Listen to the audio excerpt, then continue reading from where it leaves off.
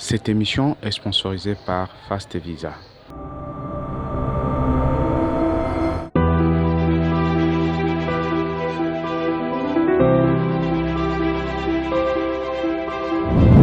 Quel héritage, mesdames et messieurs, une émission que vous aviez toujours aimée, une émission que vous aviez choisi, allais-je dire, depuis un moment. Et nous sommes là encore dans un nouveau numéro, après un entretien très fructueux avec le maître symphorien Poyi. Aujourd'hui, nous sommes là pour vous relater une histoire très choquante, une histoire que je sais que ça va vraiment faire pleurer beaucoup, une histoire qui fait couler beaucoup d'encre. Alors, mesdames et messieurs, on n'a pas de choix. Notre rôle est de vous faire parvenir ces histoires et vous poser quelques questions pour enfin apprendre quelque chose venant de vous ou soit recevoir de vous certaines suggestions, certaines orientations, etc. Alors aujourd'hui, nous sommes là pour vous parler d'une histoire d'une jeune dame de 16 ans, demoiselle s'il faut le dire. Moi, il y a 16 ans. Oyo, il fallait qu'il y ait ça la tenafep naïe. Mais avant, comme on a mis Kolo, c'est qui a ça la tenafep, bandeko balandi a JP officiel télévision, na balandi a quel héritage.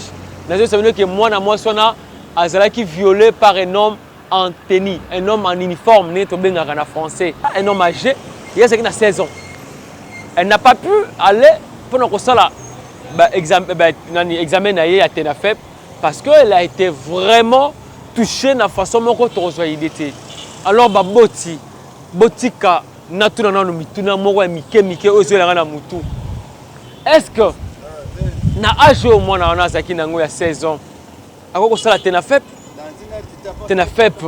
eza pona ba obasa ba 10 ans 11 ans à 16 ans moi na il fait ça tenafep na yango na sima point d'interrogation oyo conseil na ko pesa na ba boti ezaki to mi bosanaka to sunga bana sinon me batali kelasi et c'est important ngai ndeko na bino Yann Cash nazali boso na bino na ngunga oyo papa na ngai oui c'est vrai abota il y a un moment où on na bambongo na mais après un moment papa chita qui a ne loroté mais qu'est-ce qui m'est dépassé papa na biso notre secondaire la classe na l'école ya bana bato mbongo et là papa noya pona yo futa la biso classe il venait à pied et puis à pied on a ça sapato mo bonne eliama sapato venait kotaka zelo na se papa na ngai moi-même à l'époque étant dans moi je ne comprenais pas les sacrifices que papa n'a pas sala.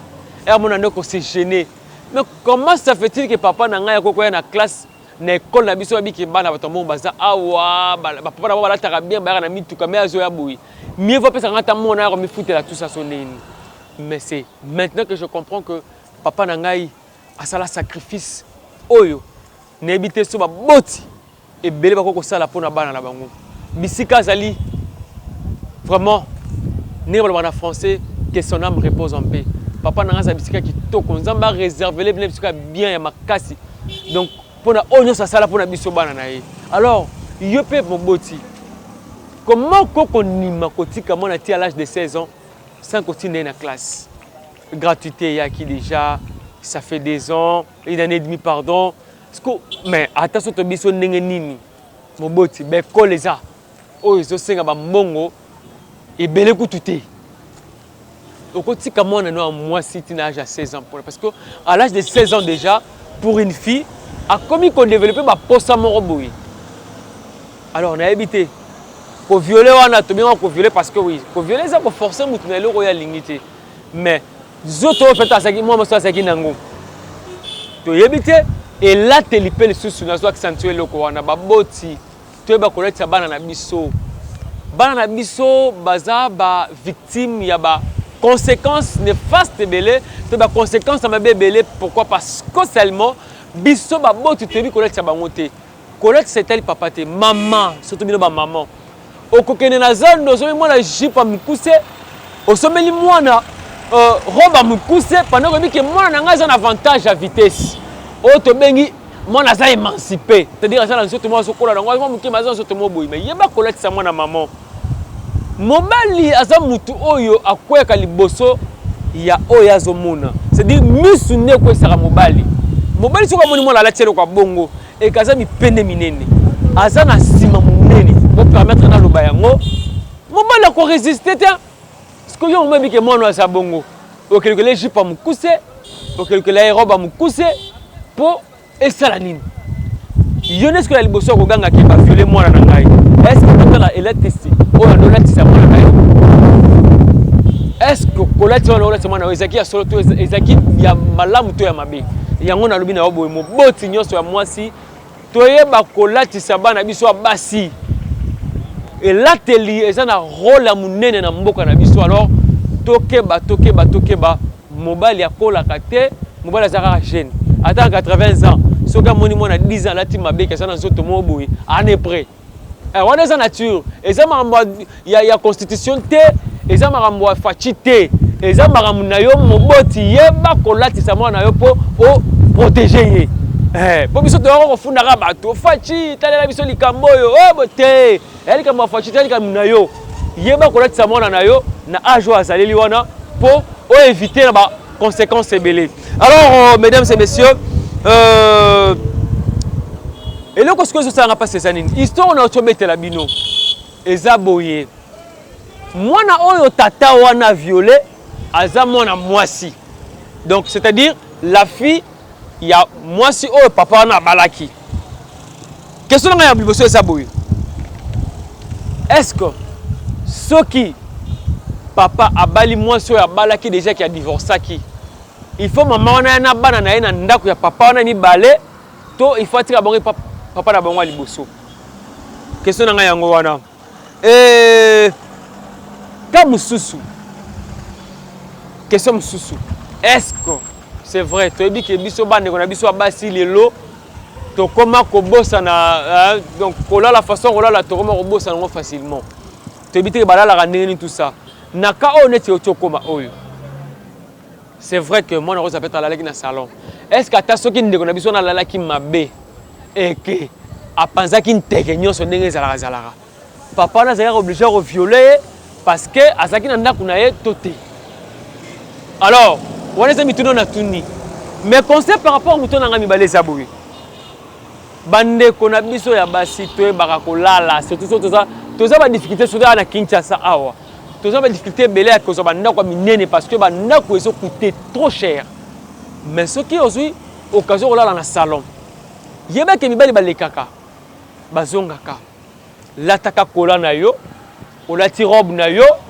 olali bien on comprend mais sikoyo soki yo oza komibosa no bite koza mwasi olali lolenge olingi omipanzi lolenge olingi et voilà ce qui arrive toyeba komibatela basi toyebaka nzoto na bino bana bandeko na bayebaka nzoto na bino basi eza sacré eza nzoto ekoko atire eza nzoto ekoko esa batu eza nzoto ekoko koluka baproblème alors il faut kozwa bamesure moko ekosala ke bokwera toujours na badifficulté ebele te alors bandeko ka ya suka yango oyo nalobeli ka ya liboso ndeko na biso ka ya mibale na conseil bandeko mpona elateli tout ça ka ya misato mpe elaleli te kontrolaka kolala na biso sikoyo ka mosusu oyo tozozo eza ya boye soki mama abali mobali ya sika awuti libala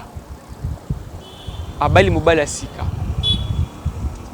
eke aye na bana na ye est-ce que asali mabe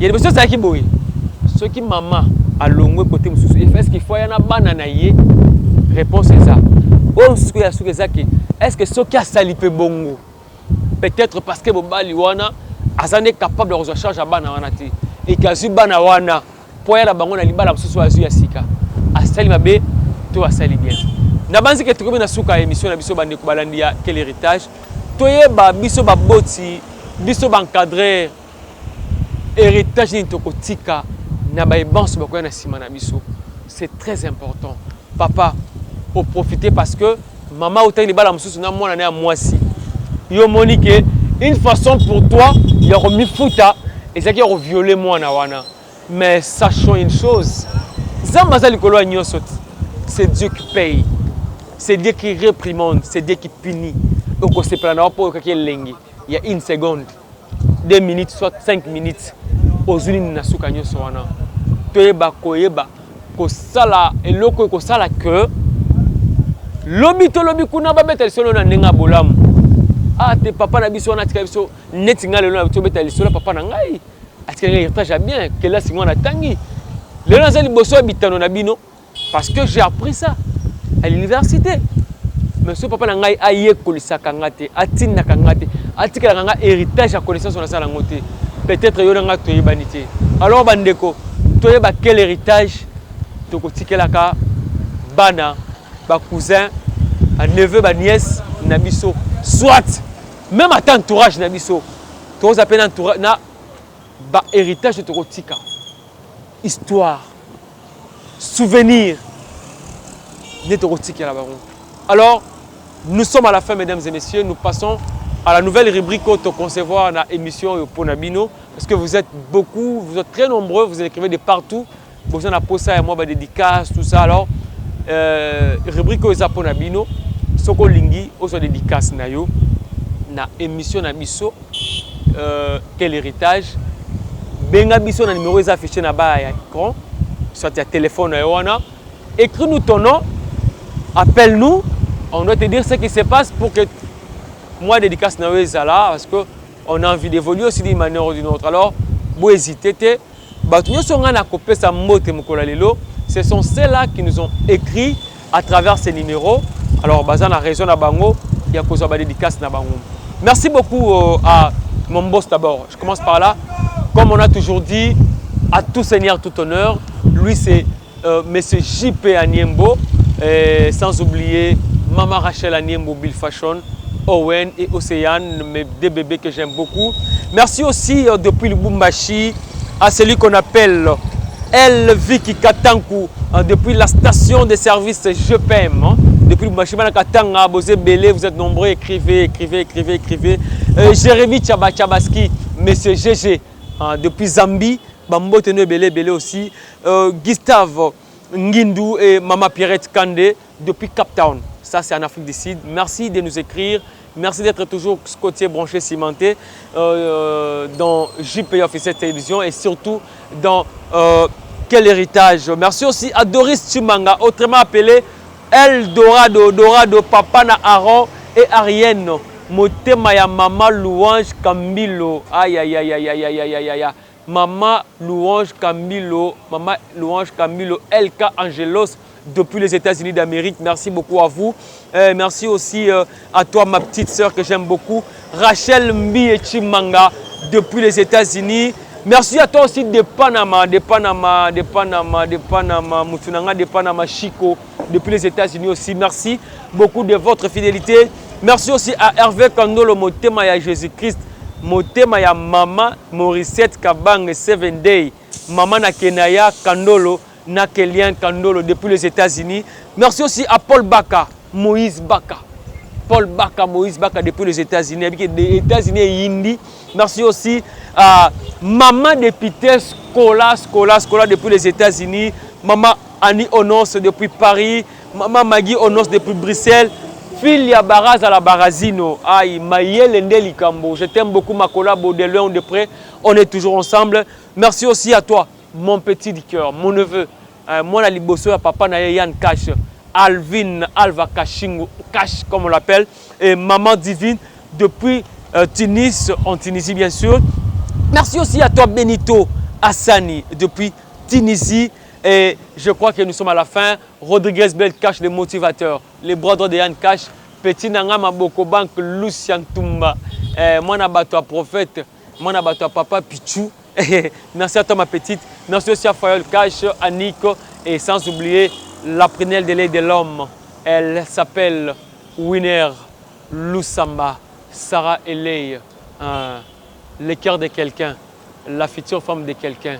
On est à la fin, mesdames et messieurs. Merci de nous avoir suivis. Et je crois qu'on se retrouve très prochainement.